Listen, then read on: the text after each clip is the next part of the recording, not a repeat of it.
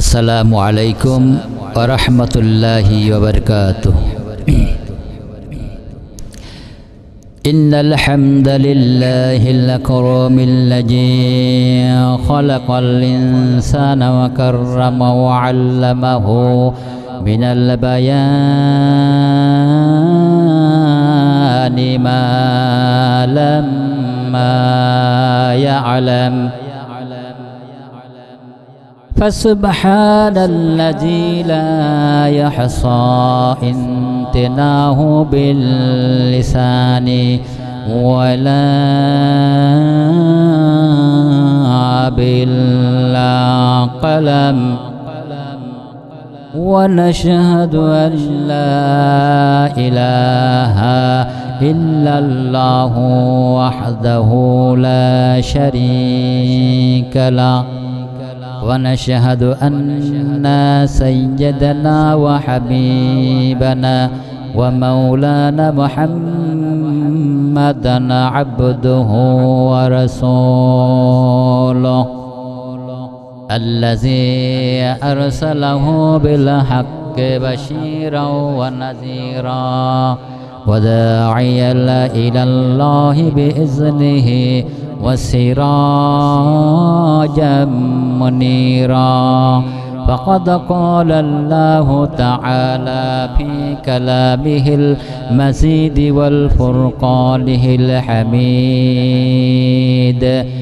أعوذ بالله من الشيطان الرجيم بسم الله الرحمن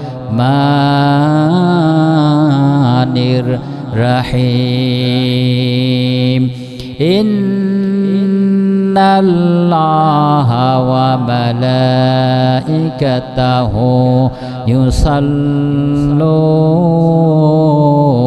على النبي يا أيها الذين آمنوا صلوا عليه وسلموا تسليما اللهم صل على سيدنا مولانا محمد وعلى آل سيدنا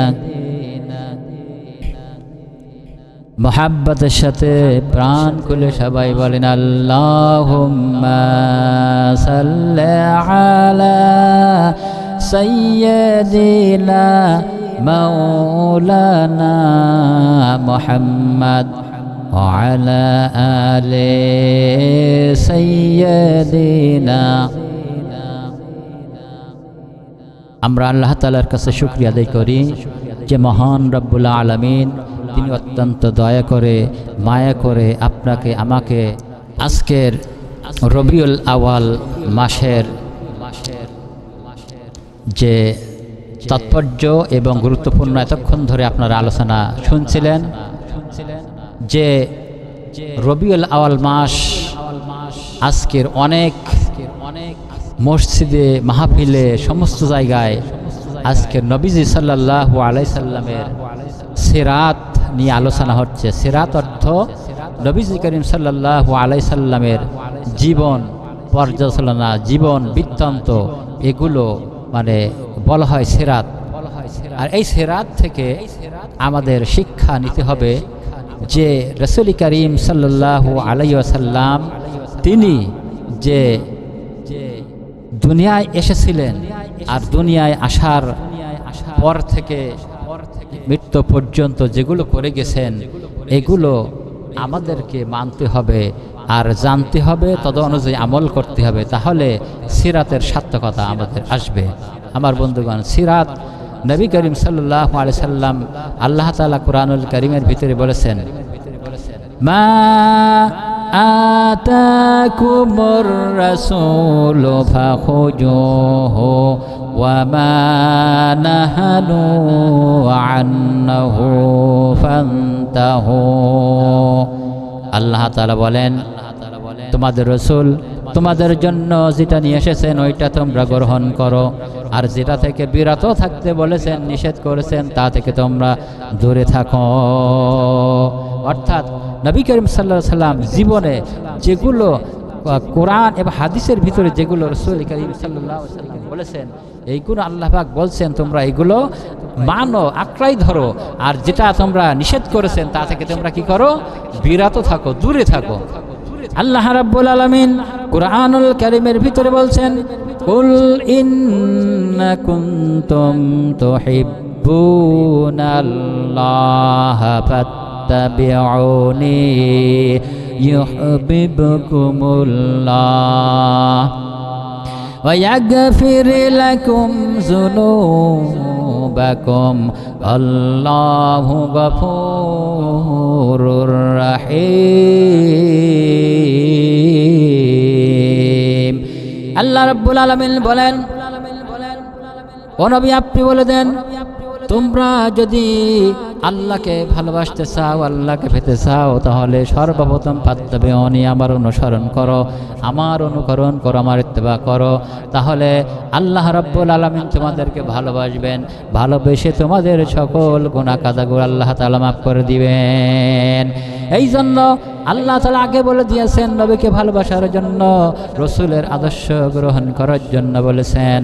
আমার বন্ধুগণ, আমার ভাইরা, আল্লাহ রাব্বুল আলামিন কোরআনুল কারীমের ভিতরে বলেছেন, আল্লাহ রাব্বুল আলামিন বলেছেন, তোমরা যদি রসুলকে ভালোবাসতে পারো তাহলে আমাকে ভালোবাসা হবে, আর আমি আর রসুলকে ভালোবাসলে আমি তোমাদের জিন্দেগির তামাম গুনাহ কাযাগুলো মাফ করে দিয়ে দেব। আমার বন্ধুগণ, রাসূল করিম সাল্লাল্লাহু আলাইহি ওয়াসাল্লাম হাদিসের ভিতরে বলেছেন, قال النبي صلى الله عليه وسلم حتى أكون أحب إليه من والده وولده والناس أجمعين। ততক্ষণ রাসূল করিম সাল্লাল্লাহু আলাইহি ওয়াসাল্লাম বলেন, ততক্ষণ পর্যন্ত তোমরা পূর্ণাঙ্গ মুমিন হতে পারবে না, মুসলমান হতে পারবে না, মুত্তাকি হতে পারবে না, যতক্ষণ পর্যন্ত তোমাদের জীবনের চাইতে, তোমাদের পরিবারের চাইতে, তোমাদের ধন সম্পদ সন্তানদের চাইতে যতক্ষণ পর্যন্ত এবং আল্লাহ এবং রসুলকে বেশি বেশি ভালো নামাজবে, ততক্ষণ পর্যন্ত তোমরা পূর্ণাঙ্গ মুমিন হতে পারবে না। এই জন্য আল্লাহ রাব্বুল আলামিন বলেছেন, রসুলকে পাঠানো হয়েছে তার ভালোবাসার জন্য, তার থেকে শিক্ষা নেওয়ার জন্য। আল্লাহ তাআলা বলেছেন, লাকাদ কানা লাকুম ফি রাসূলিল্লাহি উসওয়াতুন হাসানাহ লিমান কানা ইয়ারজুল্লাহা ওয়াল ইয়াউমাল আখির। আল্লাহ রাব্বুল আলামিন বলেন, তোমাদের জন্য তোমাদের রসুল হলো আদর্শ, তোমাদের রসুল থেকে তোমরা আদর্শ নাও। আমার বন্ধুগণ, আল্লাহর নবী জনাবে মুহাম্মদুর রাসূলুল্লাহ সাল্লাল্লাহু আলাইহি সাল্লামের স্ত্রী হযরত আয়েশা সিদ্দিকা রাদিয়াল্লাহু তাআলা আনহার কাছে সাহাবীরা যে জিজ্ঞেস করলেন, উম্মুল মুমিনিন, রসুলের চরিত্র সম্পর্কে আমাদের কিছু শোনান, রসুলের চরিত্র সম্পর্কে আমরা কিছু উপদেশ দিয়ে দেন, আমরা কিন্তু চরিত্র সম্পর্কে আমাদের কিছু শোনান। আল্লাহর নবীর স্ত্রী হযরত আয়েশা সিদ্দিকা রাদিয়াল্লাহু তাআলা আনহা বললেন, ওগো সাহাবীরা, তোমরা কি কোরআনুল কারীম পড়ো নাই? ওনারা বললেন, হ্যাঁ, আমরা কোরআনুল কারীম পড়েছি। আল্লাহর নবীর স্ত্রী হযরত আয়েশা সিদ্দিকা বললেন, ওগো সাহাবীরা, তোমরা যদি কোরআনুল কারীম পড়ে থাকো তাহলে রসুলের চরিত্র আমার কাছে কেন জানার জন্য এসেছো? ওই কোরআনুল কারীম হলো আল্লাহ তাআলার হাবিব জনাবে মুহাম্মদ রাসূলুল্লাহ সাল্লাল্লাহু আলাইহি সাল্লাম, 30 পারা কোরআন হলো রাসূল করিম সাল্লাল্লাহু আলাইহি সাল্লামের চরিত্র। জরিগান সুবহানাল্লাহ। তাহলে উম্মুল মুমিনিন কি বললেন, যে তোমরা যে কোরআন পড়ো নাই, ওই কোরআন হলো রসুলের চরিত্র। তাহলে রসুলের উম্মত আমাদের কোরআন থেকে কিন্তু উপদেশ নিতে হবে, শিক্ষা নিতে হবে, কোরআন মানতে হবে।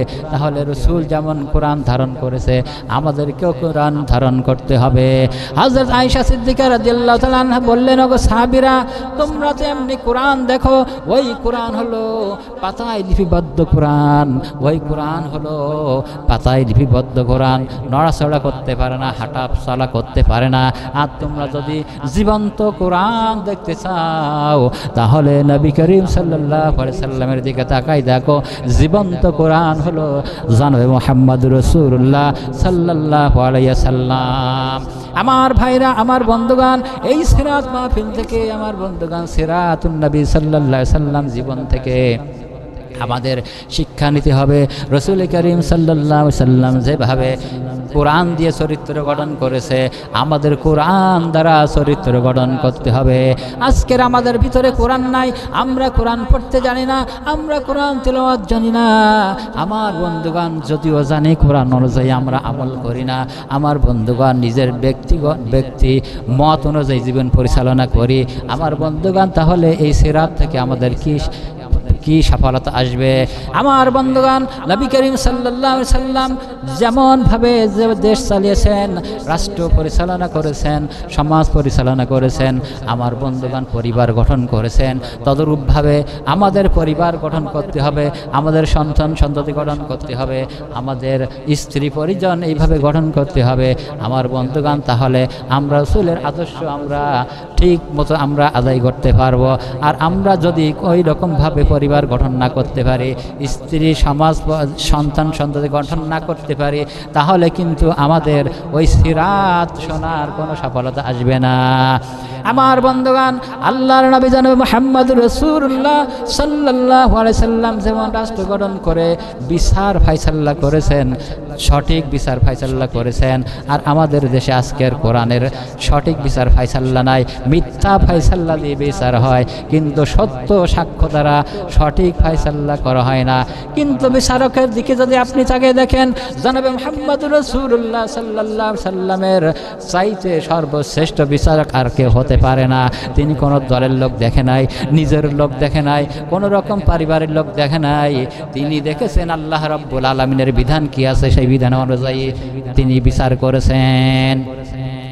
আমার বন্ধুগণ, হযরতে জনাবে মুহাম্মদ রাসূলুল্লাহ সাল্লাল্লাহু আলাইহি সাল্লামের কাছে একজন ইহুদি আর একজন মুসলমান এসে মুসলমান একটা অভিযোগ করলো রাসূল করিম সাল্লাল্লাহু আলাইহি সাল্লামের কাছে।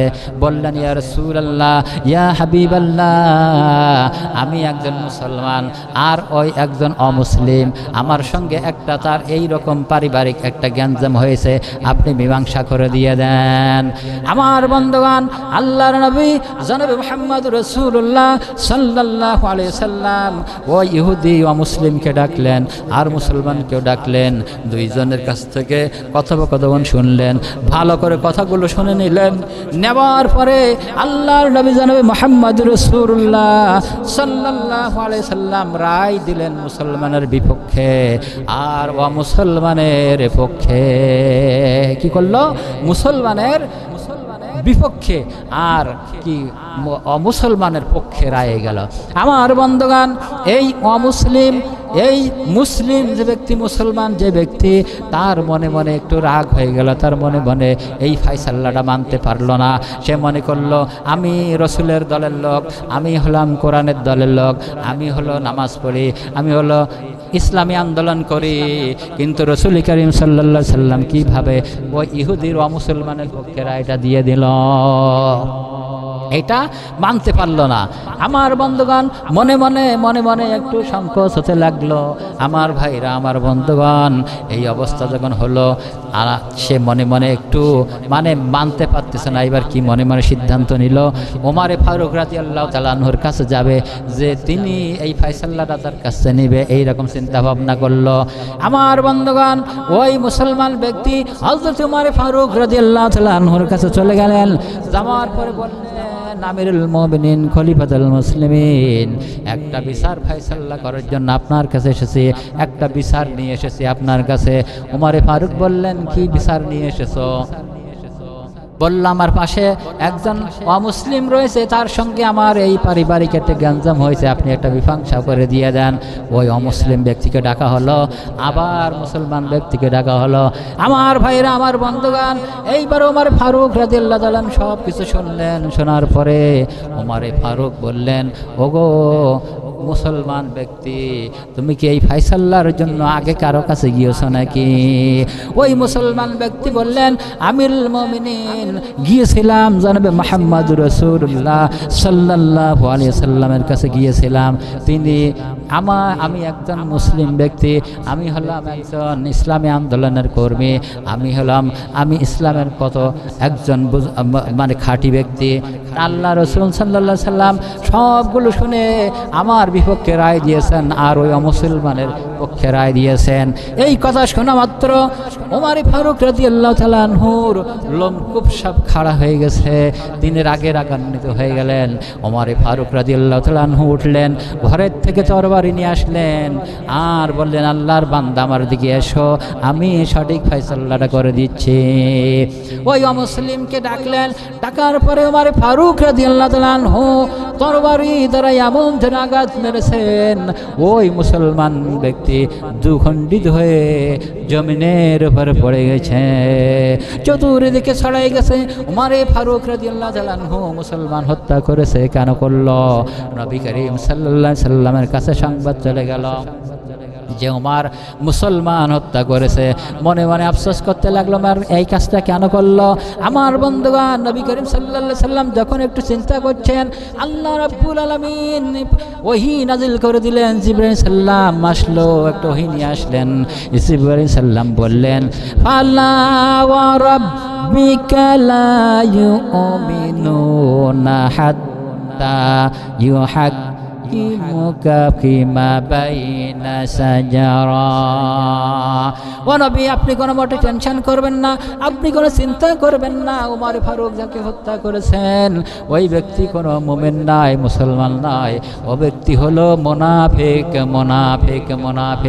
অর্থাৎ আপনি ফায়সালা দেওয়ার পরে যে ব্যক্তি তার মনের ভিতরে মানতে সংকোচ করে, ওই ব্যক্তি মুনাফিক ছাড়ার কিছু হতে পারে না। আমার বন্ধুগণ, আজকে লক্ষ্য করে দেখেন, রসুলের আদর্শকে, রসুল যে বিচার ফায়সালা দিয়েছেন, যে কথাগুলো বলে দিয়েছেন, আমরা উম্মতে মুহাম্মাদি হয়ে অনেক কিছু অমান্য করে চলেছি। তাহলে ওই ব্যক্তির মতন মুনাফিককে আমরা কি হতে চাই নাকি?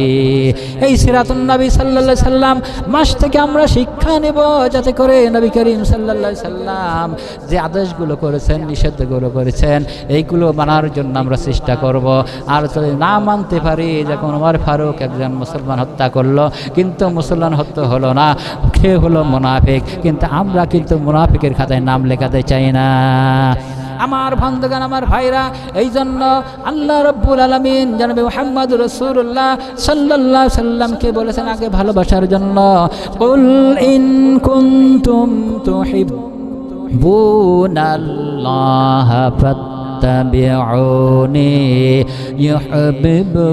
ইউহিব্বুকুমুল্লাহ ওয়া ইয়াগফির লাকুম যুনুবাকুম আল্লাহু গফুরুর রাহিম। আল্লাহ তাআলা বললেন, তোমরা যদি, ও নবী আপনি বলে দেন, তোমরা যদি আল্লাহকে পেতে চাও তাহলে আগে নবীকে ভালোবাসো। সাহাবায়ে কেরামরা কিভাবে ভালোবেসেছে, আজকের নবী নাই, রসুল নাই, আমরা তো সরাসরি নবী রসুলকে ভালোবাসতে পারবো না, কিন্তু রসুলের মুখ মিশ্রিত বাণী যে হাদিসগুলো রয়েছে, ওই হাদিসগুলো যদি ভালোবেসে আমরা একটাই ধরতে পারি, তাহলে রসুলকে ভালোবাসা আমাদের হয়ে যাবে। আর তদ অনুযায়ী যদি আমল করতে পারি, তাহলে রসুলের ভালোবাসা হয়ে যাবে। যেমন সাহাবীরা ভালোবেসেছেন। আমার বন্ধুগণ, উহুদের ময়দানে যখন যুদ্ধ হচ্ছে, ওই যুদ্ধের ময়দানে আল্লাহর নবী যখন যুদ্ধের ময়দানে আছেন, ওই চতুর্দিক থেকে কাফের বেঈমানদের তীরের আঘাত আসতে লাগলো। আমার বন্ধুগণ, সাহাবীরা জীবন দিয়ে ভালোবেসেছে, আমার বন্ধুগণ রসুলকে কলিজা দিয়ে ভালোবেসেছেন। ওই সাহাবীরা কি করেছেন, রসুলের চতুর্দিকে সাহাবীরা ওই রকমভাবে চতুর্দিকে দাঁড়িয়ে গেছেন, যাতে করে কাফেরদের তীরের আঘাত নবীদের শরীরে না লাগে। যুদ্ধের শেষে দেখা গেছে যত তীর সাহাবে একরামদের পিঠের ভিতরে ঢুকেছেন, একা তালহার পিঠের মধ্যে 80টা তীর প্রবেশ করেছে। আমার বন্ধুগণ, এই যে রসুল করিম সাল্লাল্লাহু আলাইহি সাল্লাম ভালোবাসতে গিয়ে যে তীর নিক্ষেপ খেলো, আজকের যদি আমাদের তীরের কথা, দূরের কথা যদি বলা হয়, অমুক জায়গায় ইসলামী আন্দোলনের উপরে কর্মীদের পরে নির্যাতন জুলুম হচ্ছে, আপনাদেরকে যেতে হবে, আমরা কিন্তু ঘর থেকে বাইর হব না। কিন্তু রাসূল করিম সাল্লাল্লাহু আলাইহি ওয়াসাল্লাম সাহাবারা কি করেছেন, জীবন দিয়ে ভালোবেসেছেন, তীরগুলো নিজেরাই নিয়েছেন, তীরগুলো নিজেরাই পিঠ পেতে নিয়েছেন। আমার বন্ধুগণ, আরেকটা লক্ষ্য করে দেখেন, হযরতে হানজালা রাদিয়াল্লাহু তাআলা আনহু রাসূল করিম সাল্লাল্লাহু আলাইহি সাল্লামের একজন সাহাবী।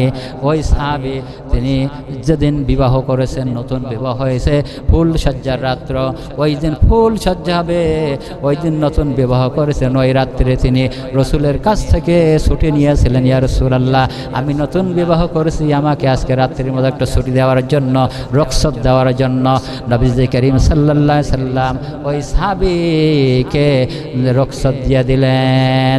আমার বন্ধুগণ, ওই সাহাবী কি করলো, হযরত হানজালা ওই রাত্রি বাসরাত্রি ওই রাত্রি যাপন করতেছেন, রাত্রিতে আছে, এমন সময় কানের ভিতরে আওয়াজ ভেসে আসলো, ও হানজালা, তুমি কি দেখো নাই, তুমি কি শোনো নাই, নবী করিম সাল্লাল্লাহু আলাইহি সাল্লাম উহুদের ময়দানে শহীদ হয়ে গেছেন।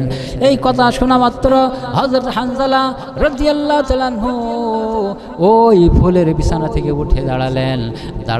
দাঁড়াইয়া যখন তিনি জামা কাপড় পরতেছেন, স্ত্রী বলছেন, প্রাণের স্বামী, আপনাকে কি হয়েছে, আপনি কেন আজকের বাসর রাত নতুন বিবাহ করেছেন, এই রকম বিচলিত দেখা যায়, এখন কেন পেরেশানির মধ্যে আছেন, কি টেনশন করতেছেন?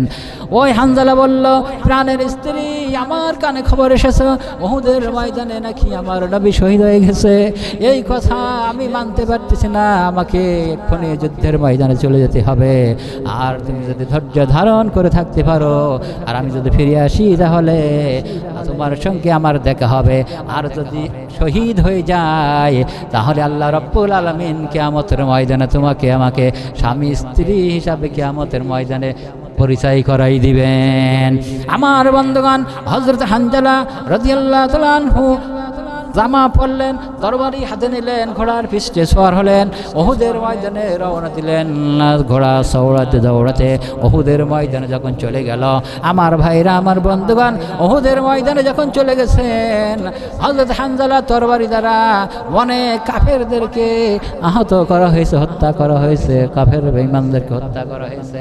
আমার ভাইরা, আমার বন্ধুগণ, কাফের বেঈমান যখন হত্যা হয়ে গেল, এক পর্যায়ে হানজালা কি করলো, যুদ্ধের ময়দানে মাঝখানে যখন উপস্থিত হয়ে গেল, কাফের বেঈমানরা হযরত হানজালাকে ঘেরাও করে ধরেছে, তীর নিক্ষেপ করা আরম্ভ করলো, তরবারি চালা আরম্ভ করলো।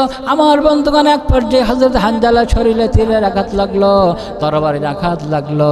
হযরত হানজালা কি করলো, হযরত হানজালা তখন কি করলেন, ওই জিহাদের ময়দানে তিনি ওই ঢলে পড়ে গেলেন। কি করলেন, ঢলে পড়ে গেলেন, ওখানে তিনি শহীদ হয়ে গেলেন। আমার বন্ধুগণ, আমার ভাইরা, আমার বন্ধুগণ, ওই জিহাদের ময়দানে আল্লাহর নবীর সাহাবী হানজালা তিনি শহীদ হয়ে গেলেন। এই খবর যখন তার স্ত্রী শুনতে পেল যে হযরত হানজালা জিহাদের ময়দানে শহীদ হয়ে গেছেন, আমার ভাইরা, আমার বন্ধুগণ, হযরত হানজালা পাগলের মতন, হযরত হানজালার স্ত্রী পাগলের মতন উহুদের ময়দানের দিকে দৌড়াচ্ছে, দৌড়াতে উহুদের ময়দানে পৌঁছে গেল। যাওয়ার পরে আমার বন্ধুগণ, ওই হানজালার স্ত্রী সাহাবীদেরকে বলল, ওগো সাহাবীরা, আমার স্বামী হানজালা কোথায়? সাহাবীরা বললেন, ওগো হানজালার স্ত্রী, তোমার কত সৌভাগ্য, তুমি যে শহীদের স্ত্রী হয়ে গেছে, তোমার স্বামী শাহাদাত বরণ করেছে। ইব্রানের স্ত্রী বলল, সাহাবীরা, আমার স্বামী শহীদ হয়ে গেছে, আমি এইটা শুনতে আসি নাই, আমি এসেছি রাসূল করিম সাল্লাল্লাহু আলাইহি সাল্লামকে আপনার একটু সংবাদ দেন, যাতে করে রাসূল করিম সাল্লাল্লাহু আলাইহি সাল্লাম তিনি বলেছেন, যারা জিহাদের ময়দানে শহীদ হয় তাদেরকে গোসল দেওয়ানো হয় না, জামা কাপড় যে অবস্থায় থাকে ওইভাবে দাফন কাফন করা হয়। কিন্তু আমার স্বামীর ছিল আজকে রাত্রি ফুলসজ্জার রাত্র। আমার বন্ধুগণ, ওই স্ত্রী বলল, যেহেতু আমার স্বামীর গোসলের প্রয়োজন, নবীর কাছে বলেন যাতে করে আমার স্বামীর জন্য একটু গোসলের ব্যবস্থা করে দিয়ে দেন। আমার বন্ধুগণ, সাহাবীরা বললেন বললেন রসুলকে, রসুল করিম সাল্লাল্লাহু আলাইহি সাল্লাম যখন হযরত হানজালার লাশকে খোঁজ করল, আমার বন্ধুগণ জিবরাইল সাল্লাম আল্লাহ তাআলা পাঠিয়ে দিলেন জিবরাইল সাল্লামকে। আল্লাহর নবীর কাছে আসলেন, এসে বললেন ইয়া রাসূলুল্লাহ ইয়া হাবিবাল্লাহ, হানজালাকে গোসল করানোর জন্য দুনিয়ার কোনো সাধারণ পানি দেওয়া গোসলের প্রয়োজন নাই। আল্লাহ রাব্বুল আলামিন হযরত হানজালার লাশ জান্নাতের ভিতরে নিয়ে গেছেন, জান্নাতের নহরের পানি দ্বারা হযরত হানজালার গোসল করানো হচ্ছে। জোরে কোন সুবহানাল্লাহ, আর জোরে বলেন সুবহানাল্লাহ। আমার বন্ধুগণ, যখন হযরতে হানজালা সাহাবায়ে কিরামরা যখন মনে করলো হানজালা যে তার লাশ দেখলাম উহুদের ময়দানে, আর তখন আবার জান্নাতে কিভাবে গেল? হাদিসের রাবি বলছেন, সাহাবীরা বলছেন, যখন হানজালার লাশ একটু পরে যখন নিচে নেমে আসলো, সাহাবায়ে কিরামরা বলছেন দেখলাম হানজালার শরীর থেকে পানি টপকাইয়া টপকাইয়া জমিনে পড়ছেন। জোরে বলেন আল্লাহু আকবার, আর জোরে বলেন আল্লাহু আকবার। এই জন্য আল্লাহ রাব্বুল আলামিন তিনি যে রাসূল করিম সাল্লাল্লাহু আলাইহি সাল্লামকে ভালোবাসার কথা বলেছেন, সাহাবায়ে কিরামরা কিভাবে ভালোবেসেছেন, আর সাহাবায়ে কিরামরা ভালোবেসেছেন বিধায় আজকের সাহাবীরা তারা জান্নাতের মেহমান হয়ে দুনিয়াতে বিদায় হয়ে গেছে। আর আমরা রাসূলকে ভালোবাসি, কিন্তু আমরা গ্যারান্টি দিতে পারি না যে আমি জান্নাতি না জাহান্নামী, কোনো গ্যারান্টি নাই। আছে নাকি? কোনো গ্যারান্টি নেই। এই জন্য আসুন আজকের নবী করিম সাল্লাল্লাহু আলাইহি সাল্লাম আদর্শ আল্লাহ তাআলা বললেন লাকাদ কানা লাকুম ফি রাসূলিল্লাহি উসওয়াতুন হাসানাহ লিমান কানা ইয়ারজুল্লাহা ওয়াল ইয়াউমাল আখির। আল্লাহ তাআলা বললেন তোমাদের রাসূল তোমাদের জন্য হলো বড় আদর্শ, তোমরা ওই রাসূলের আদর্শকে তোমরা আঁকড়াই ধরো। আর যদি আঁকড়াই ধরতে পারো তাহলে তোমরা রাসূলের খাঁটি প্রেমিক উম্মত বান্দা হতে পারবে। আর তোমরা যদি উম্মত প্রেমিক হতে পারো তাহলে আমি আল্লাহ রাব্বুল আলামিন ওয়াদা করছি ওয়া ইয়াগফির লাকুম যুনুবাকুম আল্লাহু গফুরুর রাহিম। তাহলে আমি আল্লাহ রাব্বুল আলামিন তোমাদের জীবনের যত গুনাহ কাজ হয়েছে সবগুলো আমি আল্লাহ তাআলা মাফ করে দেব। সুবহানাল্লাহ।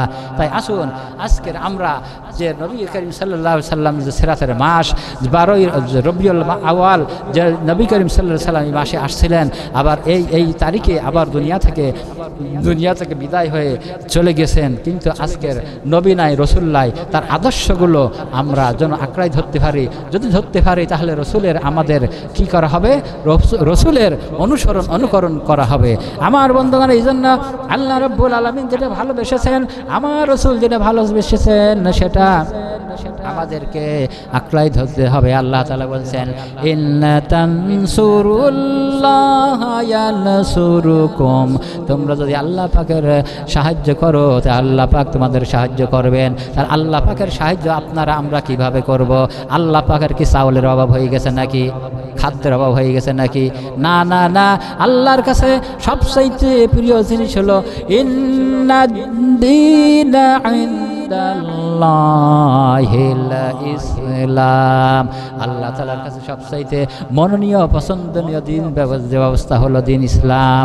এই ইসলামের সহযোগিতা যদি কেউ করে, আল্লাহ তাআলা বলেছেন ওয়া কানা হাক্কান আলাইনা নাসরুল মুমিনিন।